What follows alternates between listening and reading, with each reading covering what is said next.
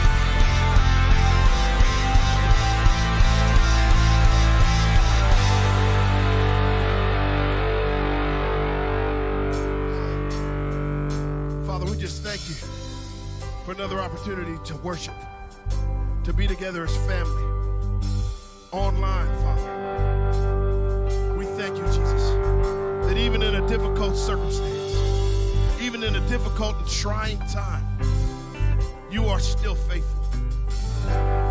You are still seated upon the throne. And nothing can take us from your hand. So God, I just declare right now, Father, as we continue to worship, kids, as you continue to worship with your moms and dads, remember, our God is good and he is good all the time. That's what we declare. Oh, yeah, yeah, yeah. Oh, yeah, yeah, yeah. And holy God of our faith, you are welcome in this place. You are welcome in this place. And holy God of our faith, you are welcome in this place. You are welcome in this place. Come fill our hearts. Come fill our hearts up with your presence. Come fill our hearts up. Come fill our hearts up with your presence, sweet Lord, sustain us. Come on. Sweet Lord, sustain us. Holy,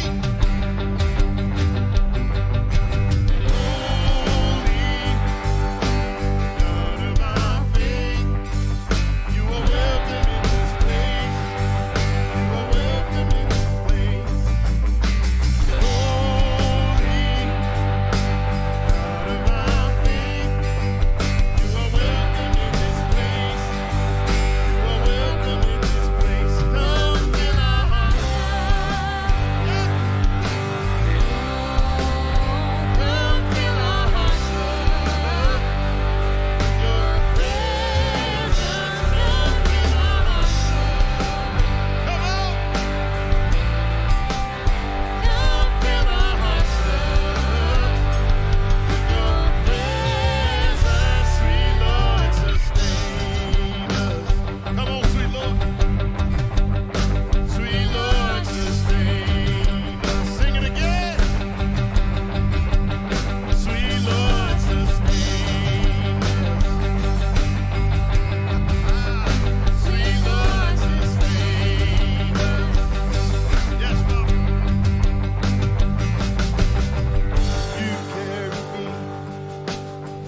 You carry me on the wings of love. You carry me on the wings of love.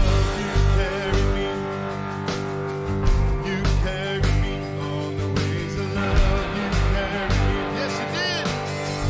You carry me on the wings of love. You carry me on the wings of love. You carry me, come on. You carry me on the wings of love. You carry me on the wings of love. You carry me. You carry me. You carry me.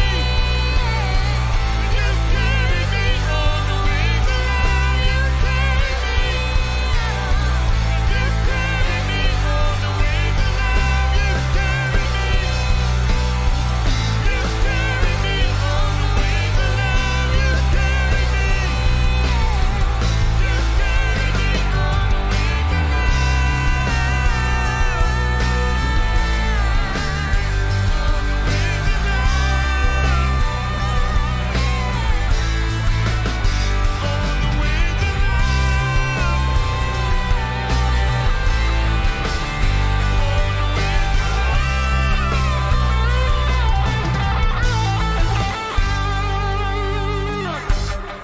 Let me tell you,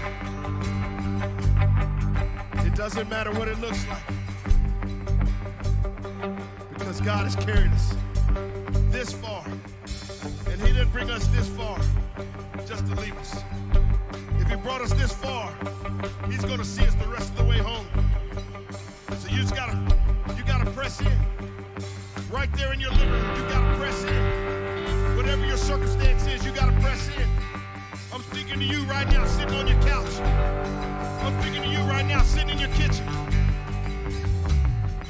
You carry me. You carry me. You carry me. You carry me. Stay there. You carry me. You carry me. 'Cause you carry me. You carry me.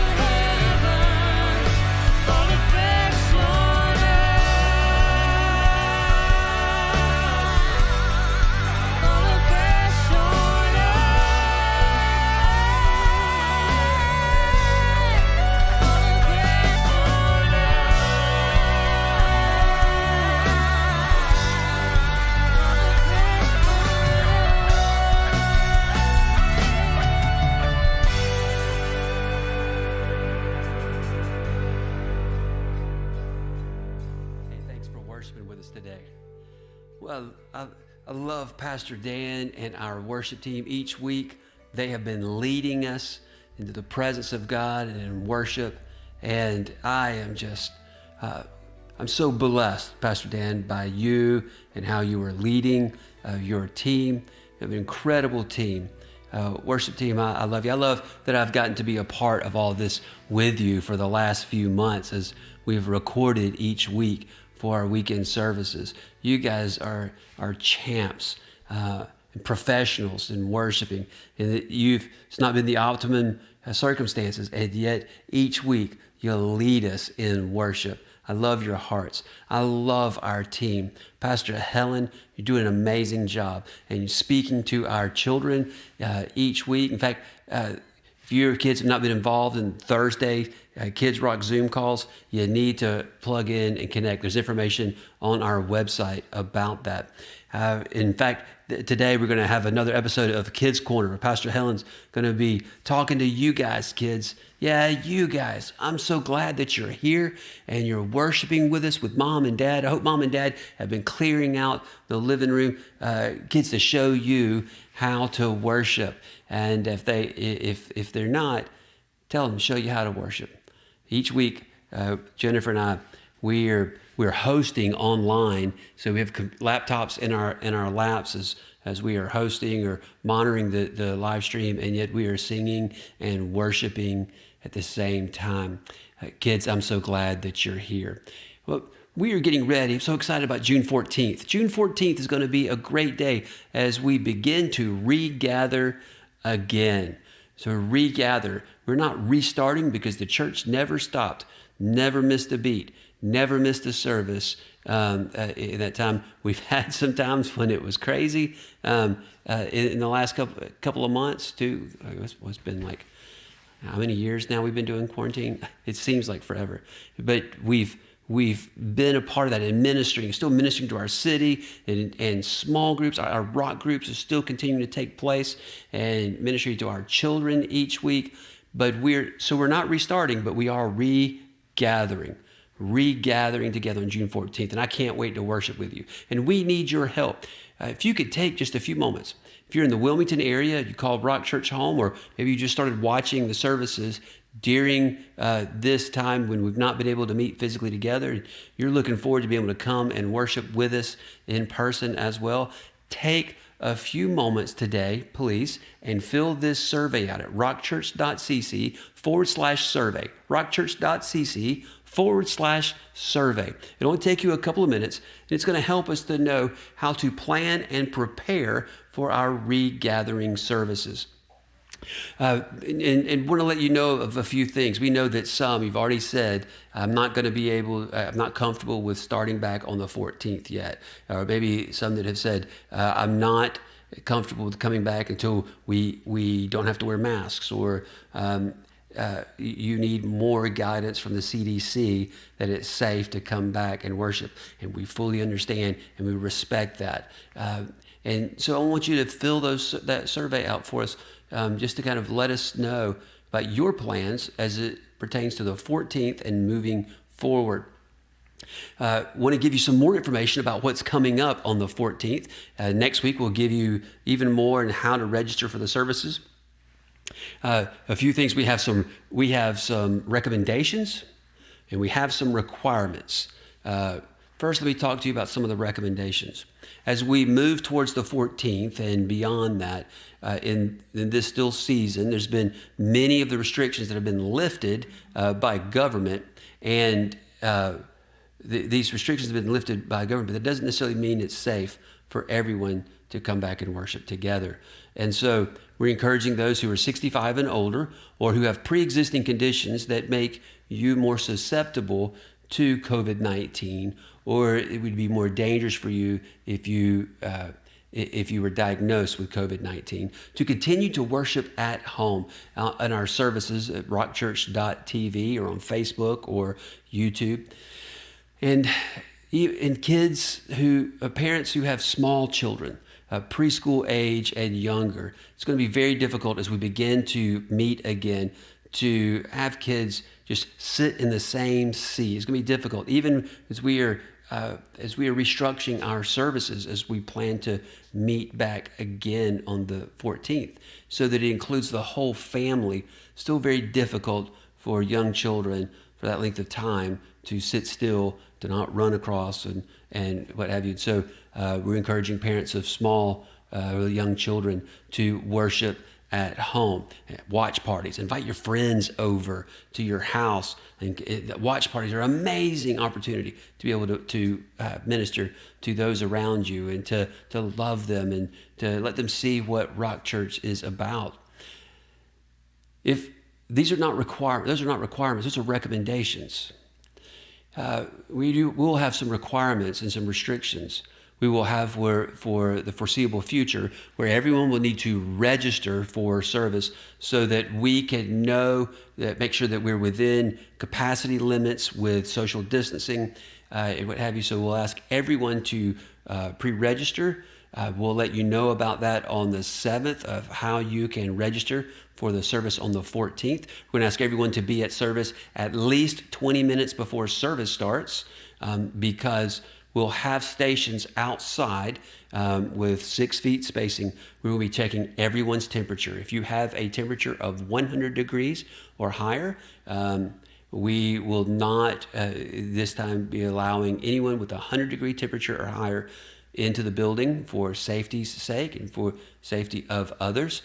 We will be requiring, and so you come, you have your temperature checked, and then you'll be escorted into Rock Central, into our warehouse, our worship space, and seats will be set up for you that will have 6-foot distancing between sections. Immediate family members in the same home or immediate family members will be able to sit together, but then there will be 6 feet spacing in front of and to the side and behind chairs. And we also will be requiring everyone who will be in attendance to wear a mask that covers both your mouth and your nose at all times. The only time that is different is when our worship team stands on the stage. They will be able to remove their masks, and then they will put it back on before they exit the stage. When I stand up to preach, I'll take my mask off while I'm on stage and then put it back on as I leave. Now, if you say, I'm not coming back to church until we don't have to wear masks, and that can be because that's the way it is. And it could also be because it's more difficult to breathe for you and you're not comfortable with that. We understand and we respect that. And we encourage you to worship at home until that restriction will be able to be lifted. Anyone who tries to be funny and wear their hat on their head, as I've seen some people try and do at places like Costco or Sam's, you will be asked to leave the service. And it is not just for the individual, one person's preferences. It is so that we can serve one another during this time. We care about your spiritual health and we care about your physical health as well. Some would say that's not that's not acting in faith. That's a lack of faith. That's not true. It is acting in wisdom, and the Bible talks quite a bit about that as well. It's not going to be the same. You know, I don't really. Not looking forward to the fact of having to wear a mask to come together to worship. But I'll tell you this, I'd rather worship in the same room with you wearing a mask than to not see your face. That's a big difference. You know that? Because there's something about meeting together. We want to make sure as we continue to move through these phases that we do it safely. We are monitoring what's happened. If there is a return where there is a significant bump, rise in cases, and we need to take a step back, even between now and the 14th, we are willing to do that. Why? Because we want to act in wisdom and faith together at the same time. We don't want to be a part of the problem. We want to be a part of the solution. And there's more logistics that we are working on, more systems that we will be putting into place. And I thank you for trusting us as your leadership. I thank you for your support. I thank you for your encouragement as we hear from many of you. If you have already talked to me, or you've talked to Pastor Helen, or you've talked to Pastor Dan about some of these things, please still fill out the survey. It helps us to know and to prepare. We really need that information. Pastors, dream teamers, everyone, fill this out. Yes, I'm talking to you, Pastor Ron and Irma.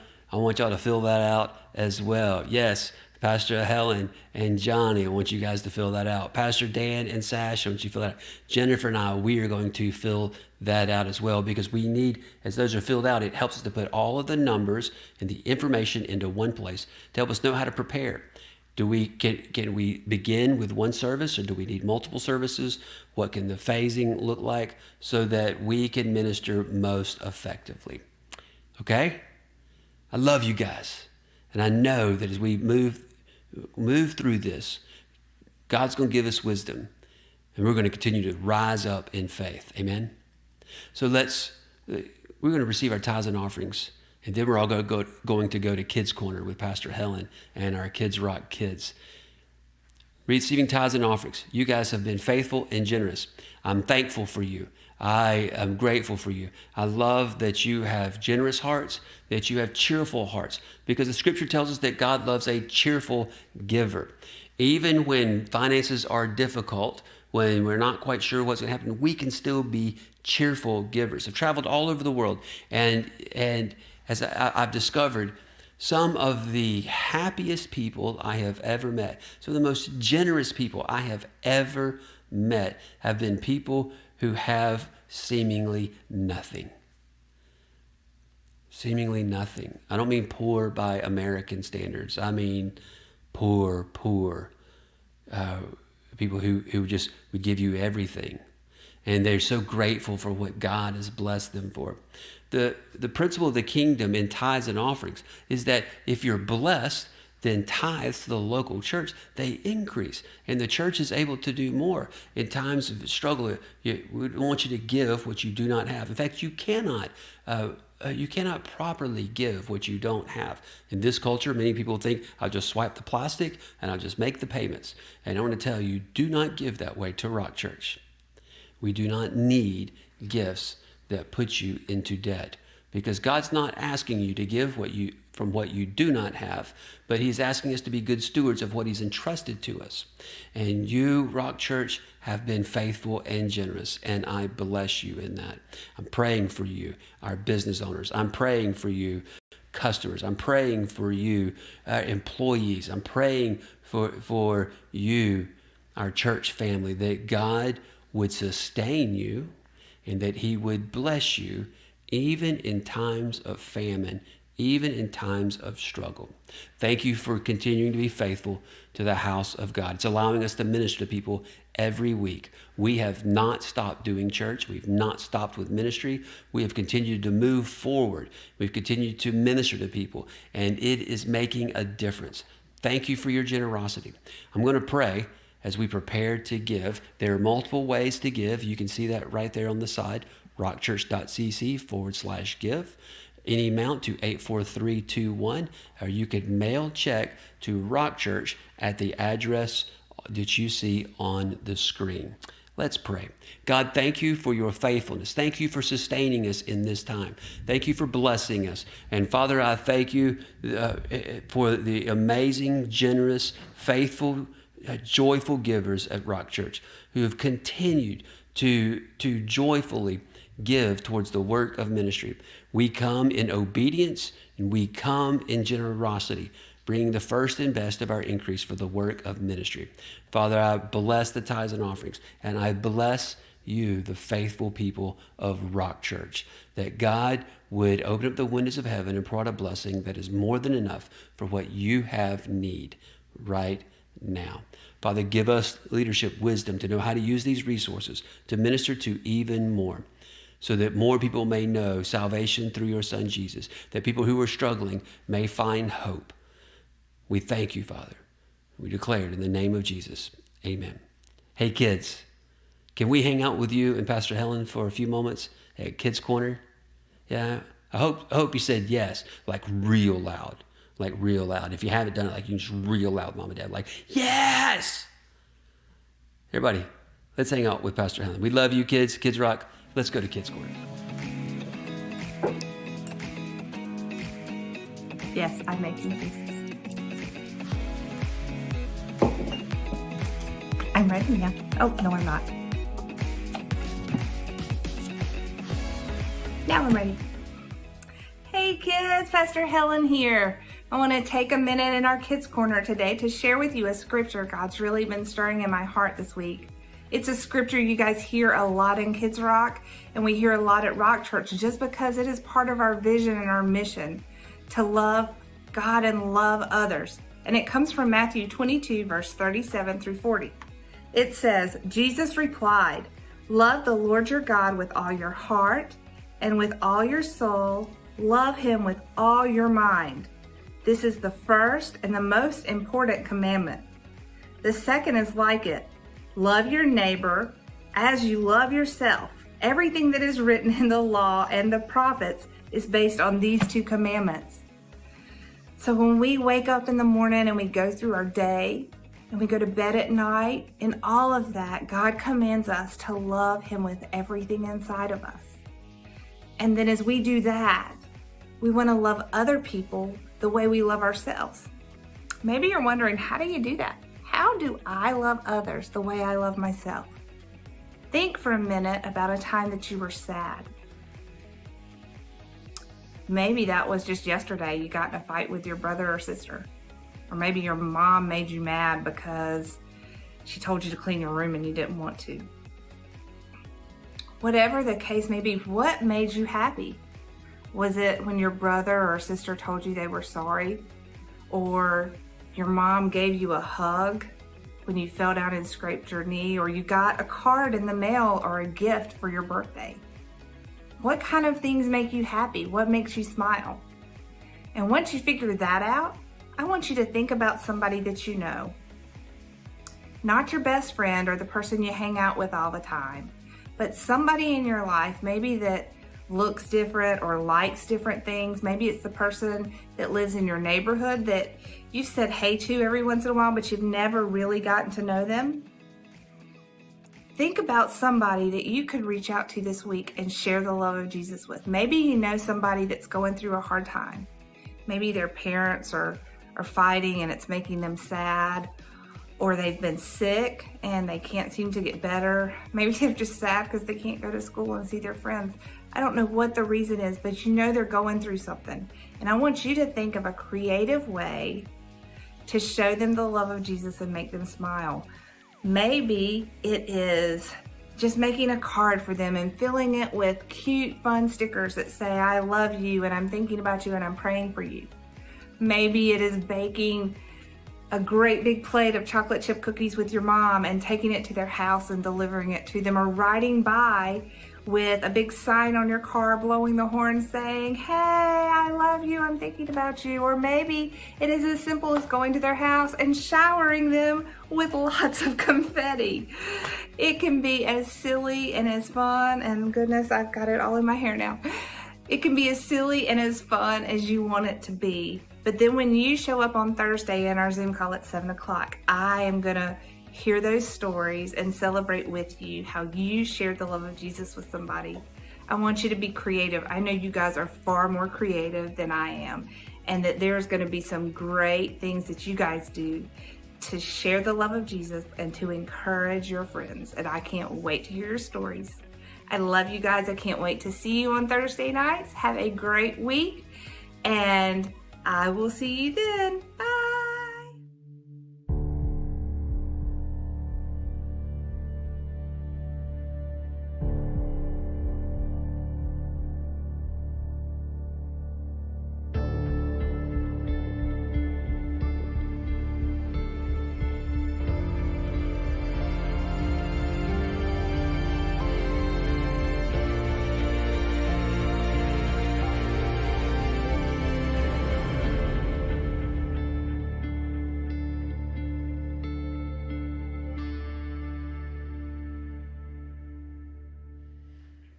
Well, good morning, everybody. Maybe you saw this last week that I posted a video on Instagram or Facebook about taking a different turn. And so today, instead of the message that I was preparing to share, I felt like in light of what is taking place not just new right now, but this week you probably saw in the media about the murder of George Floyd. And I believe it's important in times like this for us to not just go to a place where we just have a social media post, or we have just a portion of a service before the message for the day that's talking about this. And so I asked my friend, my brother, one of the spiritual sons in the House of Rock Church, Jonathan Ford, who's born and raised, grew up, and is a man who loves Jesus, and is a man who can speak to the realities in a way that's different than I can right now. And I've asked him just to come over to the house that we're actually doing this Saturday morning, come sit at our table, and for us to have a conversation. I want it to be more conversation than interview. At the same time, I want to ask Jonathan some questions that will be maybe as we ask questions of Jonathan, or Jonathan asks questions of me, that it is maybe it makes you uncomfortable before the question's even answered. I really hope some of that happens today, because we're not just trying to be clean and orderly and neat. We're trying to be real, trying to be raw, trying to be righteous. And so we are going to be having this conversation with one another, and we're going to share with you. Sometimes we'll turn and we'll talk to you, but more often than not, Jonathan and I are going to talk to one another. We're not going to talk at each other. We're not going to talk at you. We're going to talk with each other, and I want to do a lot of listening today. So, Jonathan, welcome. Welcome to our house. Thank you. Very few people have been able to come to the house because quarantine. Yes. And so you are one of the few, one of the first to be able to come to our home. And I'm so honored that you would, even with such short notice, be willing to come and have this conversation. Absolutely. Thanks for having me. And what I saw this week broke me. Not that I wasn't broken before, but I felt like it broke me again. And I just want to start this conversation by saying I'm sorry. You know, I want to say I'm sorry on behalf of white people, but more than that, I just want to say I'm sorry as your brother, as a spiritual father figure in your life, as a pastor. I just want you to know I mourn and I grieve. And I just couldn't let it be just a social media post. And I've done a lot of listening over the years, and today I'm going to do a lot more listening as well. Why don't we start by just we talked about this a little bit earlier, but tell us where you are, man. Just tell us how what your feelings, your emotions are like. Tell me, just talk to me. I mean, yeah, definitely just frustrated. And kind of like I was telling you earlier, it's just, it seems like a lot of times I've been callous to it. Like you have to kind of build up kind of a tolerance and a toughness to these situations, because it just seems like it doesn't stop. Yeah. And this month's worth of events, from Ahmaud Arbery to all of these things now with George Floyd in Minnesota, I feel like that's kind of been getting through the calluses still. And I mean, still a very sensitive place of just knowing that there's been a dehumanization of people, of black people, for so long now. And honestly, it comes in waves of just frustration. Yeah. When I first heard the news, I was actually working early at work. I was up at 6 o'clock, and funny enough, luckily I was reading my Bible in the morning, and then I got on social media afterwards. Mm-hmm. And that's when I saw kind of the video. So I was kind of, before everybody woke up, felt like at least one of the first people to see it that morning. And also that day was the same one where the guy in the park was just being called the police on by a white woman that was had her dog off a leash when he was just trying to bird watch. So having both of those kind of come to my feed at the same time was just like, man, like just a continuation from Ahmaud Arbery, just frustration, anger, hurt, a little disheartened just about the entire situation and the status of the country and just all those kind of feelings. Yeah. Things are broken. Yes. You're definitely broken. And when we saw this, I think there's times where people can look at things and say yes, but I think what's been even and that doesn't justify things that have been wrong. I think sometimes when things are uncomfortable, we all have a tendency, if it's an opposing side, opposing political view, an opposing, if you're in finance, ideas on money, you would go, yes, but, and at the same time, we looked at this, even before there was extended video, or backstory that was taking place, there was no way for anyone to say yes, but what about this? Yeah. Over what could possibly have been, even if it did happen, possibly passing a fake 20 knowingly. Which most people probably wouldn't even notice or know. Yeah. And my first thought in that was, have I passed a fake 20 before? Not knowingly. Yeah. And yet at the same time, even if it was knowingly, everything we hear about George Floyd is that he was a man of peace. Absolutely. And yet even if that was real, and I'm not slandering his name at all, because I choose to believe that it was unintentional. It had been passed to him that to lose your life for $20 when it was compliant. It's just, and I think back over times when there have been many. There's been many times that even if it was in the eyes of the law, where we go, okay, well then they've been cleared in the midst of this. It still seems that it still appears that it is disproportionate.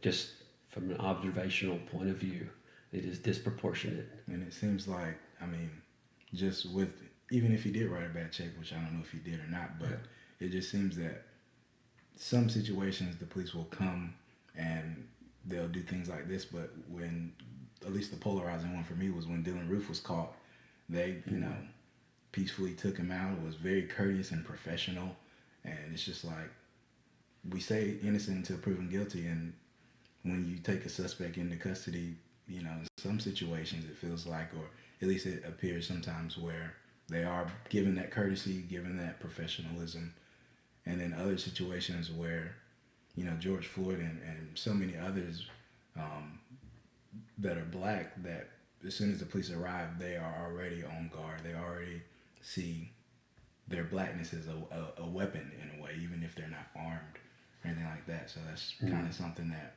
is prevalent, and something that my dad had to talk with me when I was when I first started to drive, of just what to do when the police pull you over, basically comply and do everything they say so you can come home. And so I can remember, I think I was in college now, so fast forwarding, but I had never been to a gun range before, so my buddy took me to a gun range and we shot for the first time, and they have the silhouette of the person where you shoot, and I remember usually their first one, the guy was like, that works, they were like, here, take this with you, put it on your wall, had some great shooting. So I had it in the back seat of my car that I drove home, and funny enough, my dad was just out working in the yard, and he was like, you gotta take that out of your car right now, like if you get pulled over, just worry on his face of just, anything like that is already, they already see you as potentially, you know, whatever, and adding that to a situation could be the even heightened sense that they're already in a situation that could go bad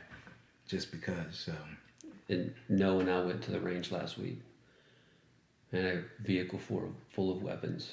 We drove out to the country, and I never had to think about that.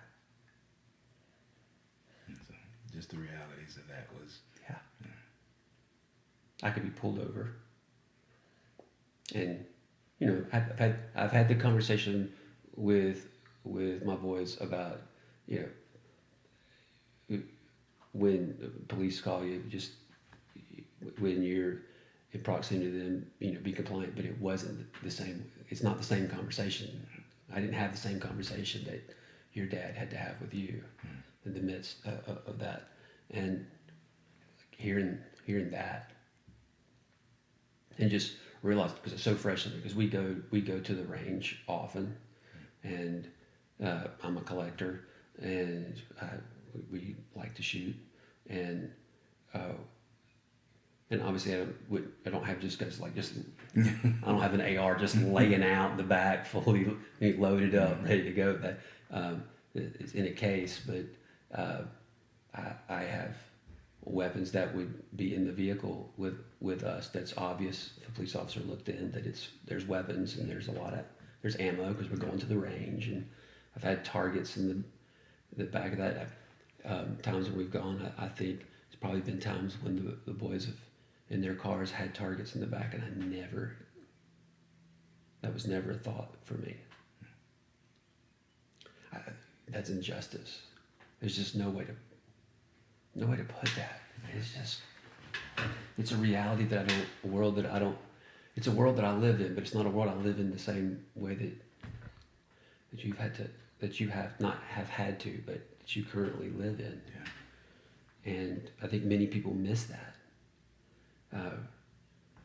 The South is, we want to say the South is pervasive for this, and that it's predominantly in the South, but it's not Minnesota. And Noah moved back to Wilmington from California, and I remember I said something not too long ago around Noah and Adam, just about the fact that this is, we're in the South, and it's much worse in the South. And Noah's like, oh no, like it's out west, it's still there, it's real in that, and it's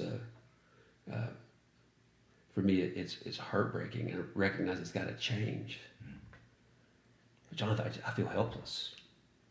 Yeah, I mean, that's a good word to say as well. I mean, a lot of times, I mean, it does feel like we're in like a powerless position. I mean, and that's something that I guess a lot of people have been commenting about the riots, and I've been following it with the news of just, you know, I'm not condoning the acts of violence and rioting and all those things, of course, but MLK put it like this, you know, a riot is the language of the unheard, and it feels like black people for, I mean, centuries now at this point, but have been, you know, screaming about injustice and protesting, and peacefully protesting, non-peacefully protesting, I mean, however form you want to put it, in many different ways. It's just, in a way, fallen on deaf ears and been unheard. And MLK put it like this in the 60s, is rioting is the language of the unheard, and that's still true to this week of Minnesota riots that are happening because of people feeling like they're unheard,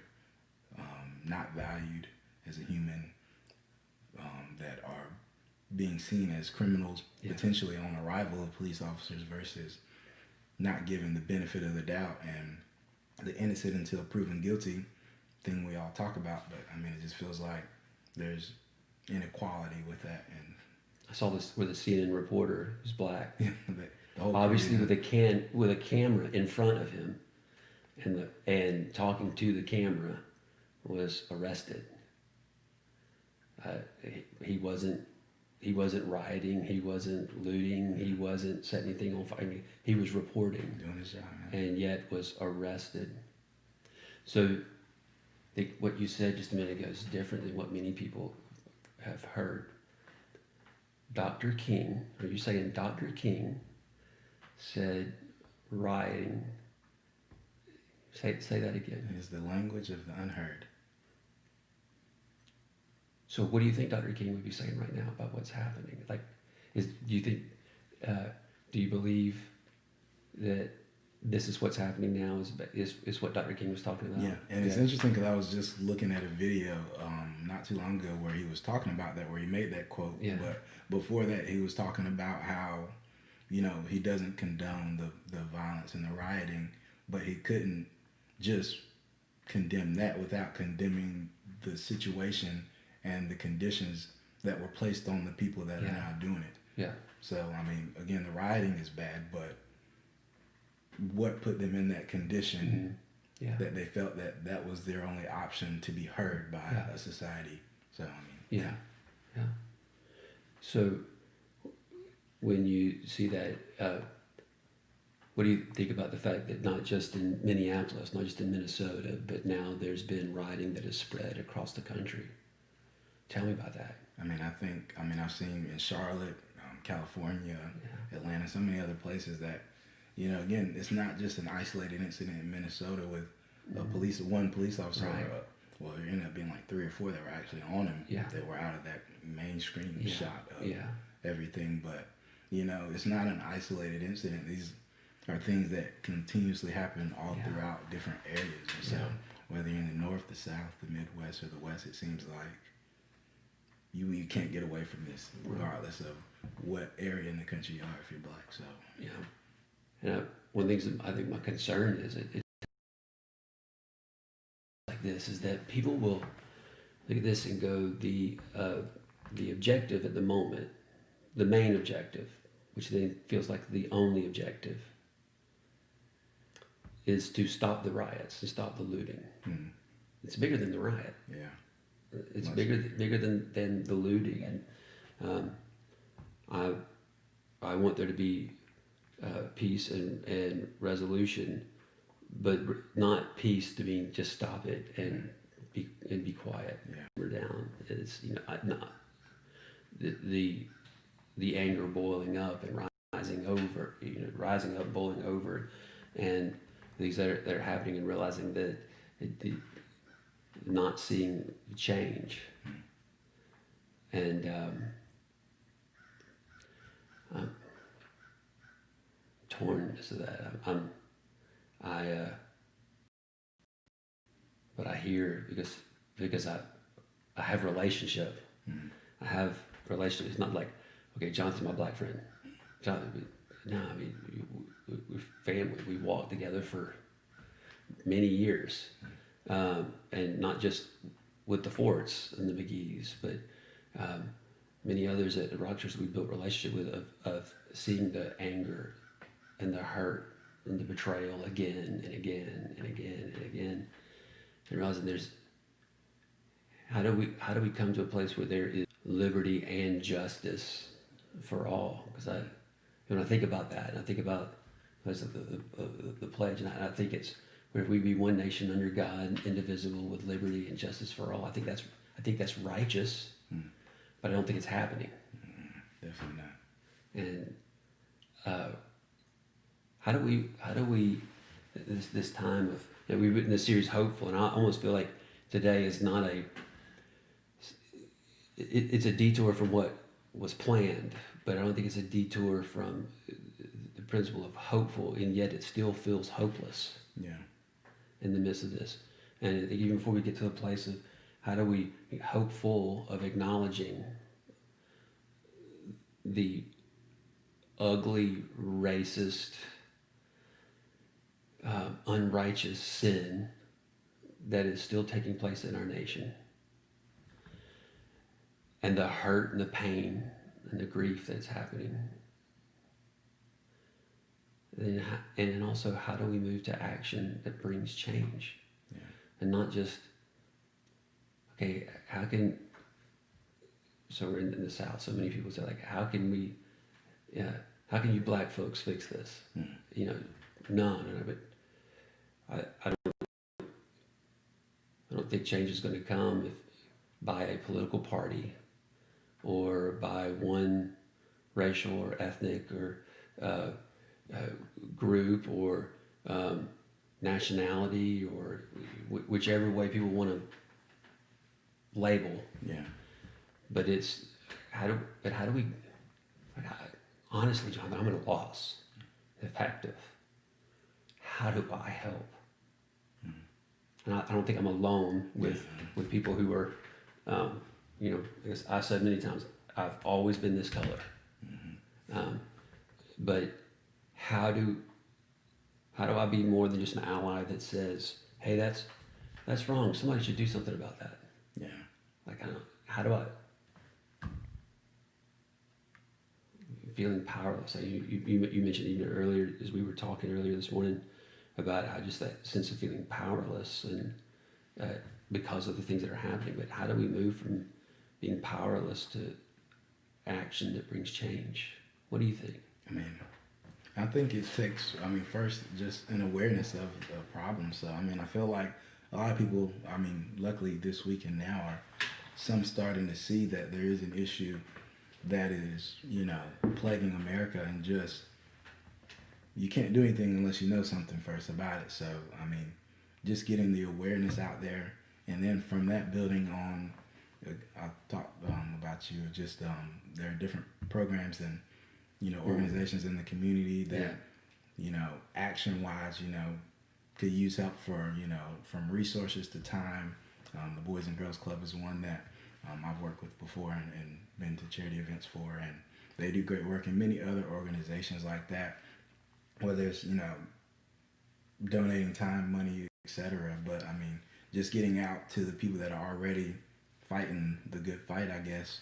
And then also, speaking up and speaking out is important too, and not necessarily social media is important about a great medium to get out to the masses and friends and family. But reaching out to county commissioners, city council, senators, local government, national government officials as well, of just hitting on the pressing issues that we see. And like I was kind of talking about earlier, is just, it seems like this covert form of supremacy is embedded in so many different areas, whether it's the financial industry with payday lenders and how African Americans are, to their white counterparts are 10 times wealthier throughout history, and the gap is getting worse actually now from even in the 50s and 60s. So whether we're talking about finance, healthcare, education, getting out to those senators and those people in politics.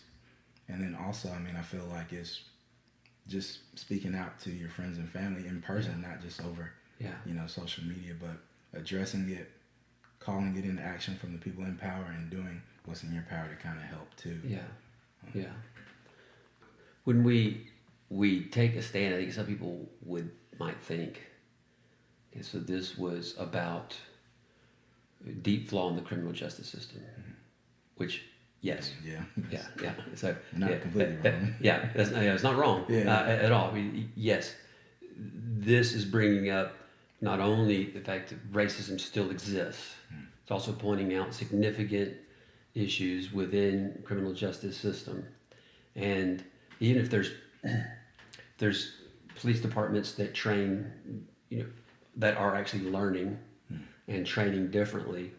I've said before, any organization, any corporation, any church, any business, whether large or small, is only as good as the one person you're dealing with. Yeah. So you can train people, you can train officers of that, but if you have an officer who is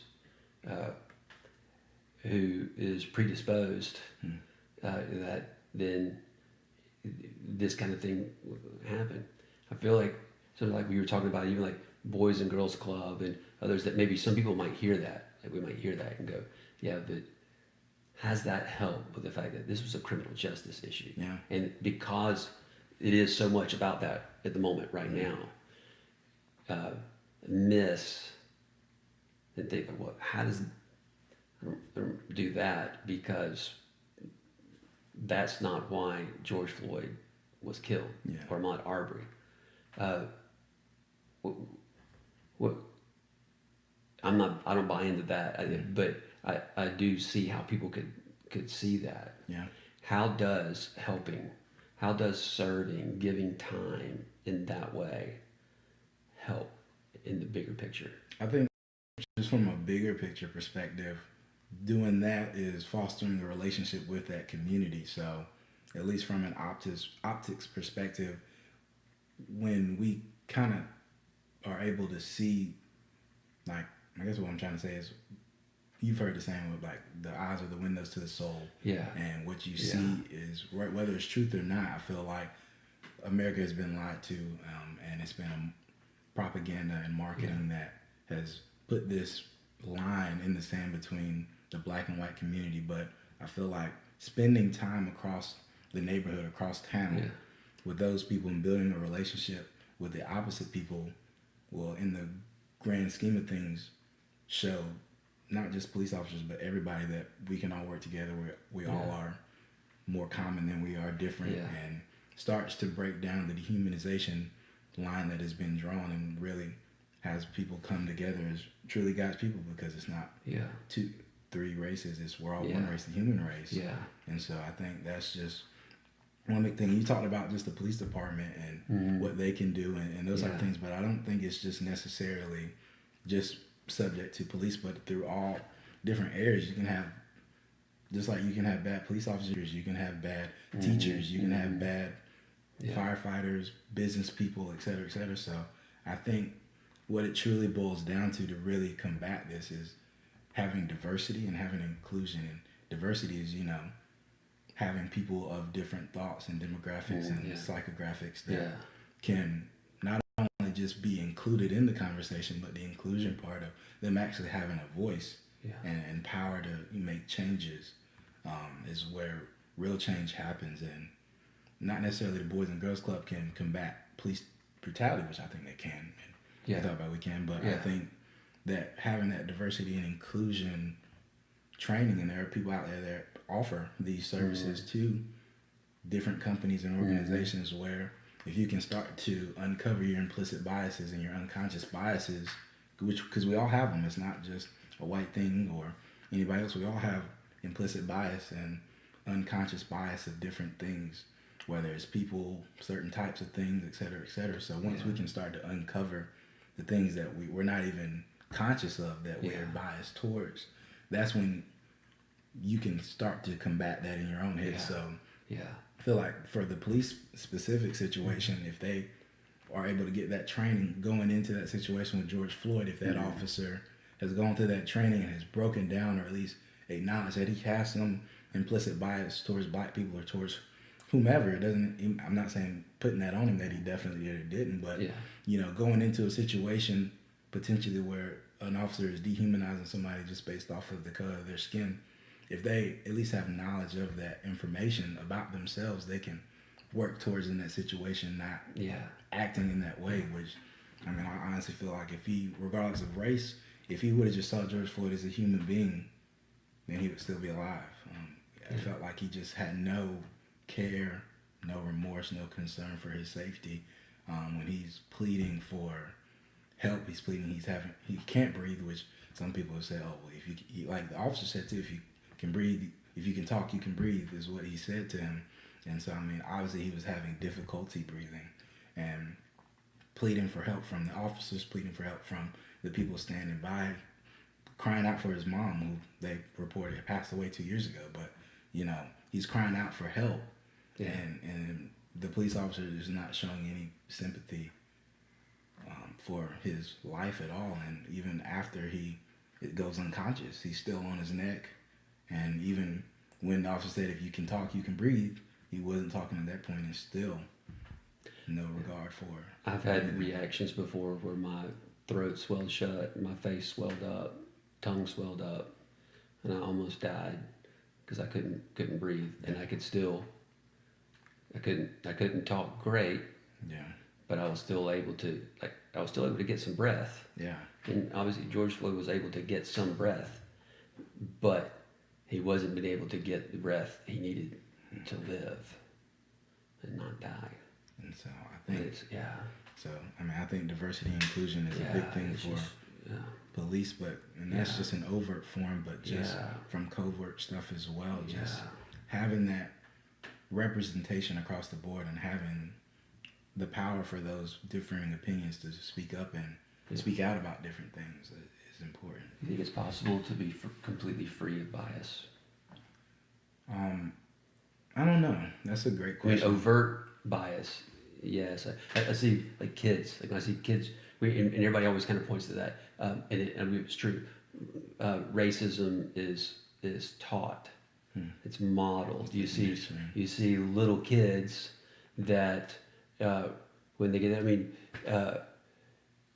when we would see kids in, when you were little at Rock Church, black kids and white kids in the same, in the same nursery, in the toddlers, and playing together, and without bias in that. And yet, as we get older, we become more cautious, more jaded, more somebody did me wrong, and so people who were like that person, whether it be race or gender or educational status or economic, whatever, they did me wrong. So then you maybe work hard to not have bias, but there's still that kind of flinch in the midst of that. How do we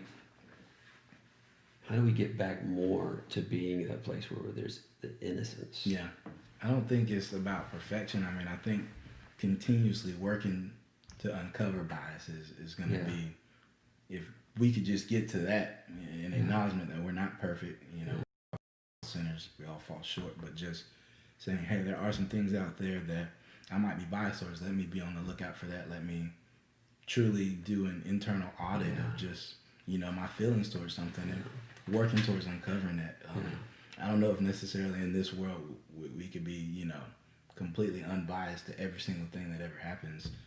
But I think, the acknowledgement of our biases and that we have some that we've uncovered and some we haven't, and working towards that is really the point. And you thought about like as kids and just growing up, I think the world throws us in, just from an early age, the world is throwing supremacy and, biases towards certain things. And a study was done a long time ago, and they took a bunch of grade school kids and they showed them different images and dolls, and they had different groups of children, black kids and white kids, and they showed them the white doll, and the white children were like, oh, what do you think about this doll? What are the words that come to your mind? And they're like, nice and clean and pretty and all these other things. And they show the white children a black doll, and they were like, what do you think about this doll? And they're like, oh, it's ugly, it's dirty, it's this, that, and the third. And then they took the group of black children that were in the same grade school and they showed them the white doll.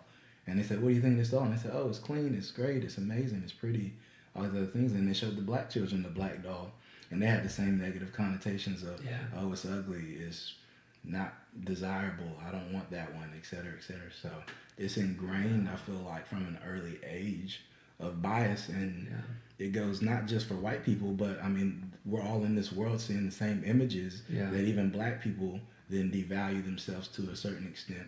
Because even as children, you see baby dolls and action figures for boys and all of these things, even on TV, cartoons, TV shows where,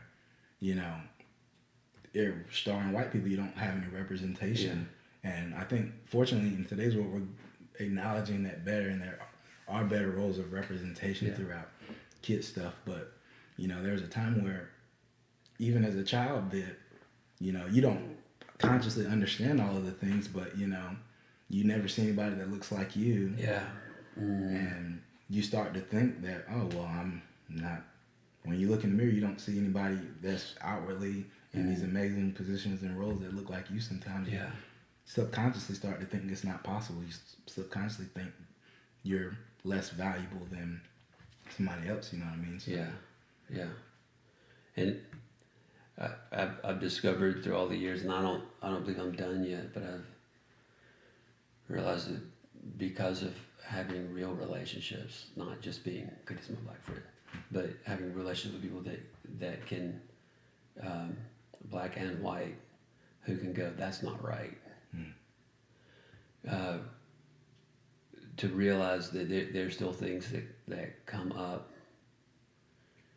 You know, when somebody tells an obvious racist joke, you go, oh, that's, yeah.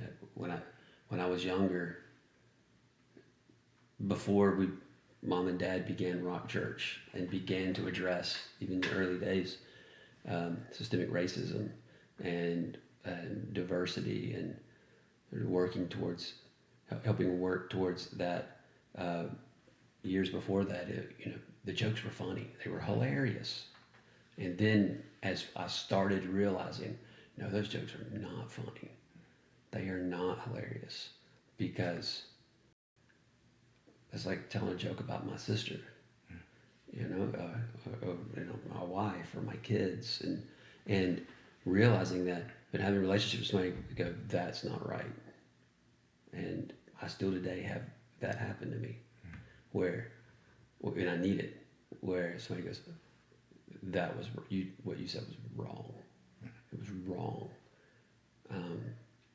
And I have to stop and go, yeah, you're right. I was absolutely wrong. As much as I want to be a part, and as much as I'm striving to be a part of unity and diversity. When I think about diversity is not just mandated.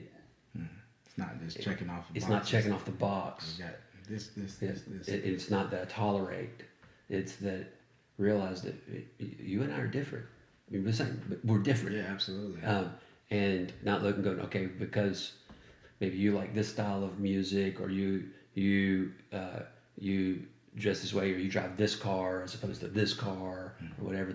That's not the choice I made. So it's less than. It's celebrating the diversity, the things that make us different. Exactly.